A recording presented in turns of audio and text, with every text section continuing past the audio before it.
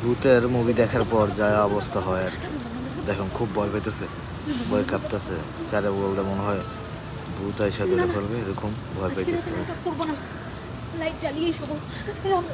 হায় হায় রে, যে খাটে শুয়ে পড়লো,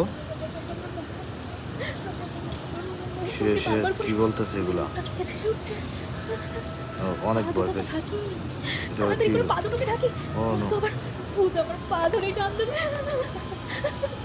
রে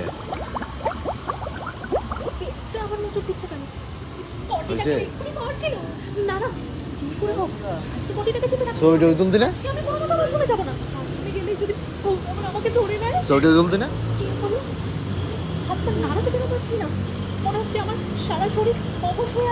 তুই না জানোস কোন দিকে যাবি?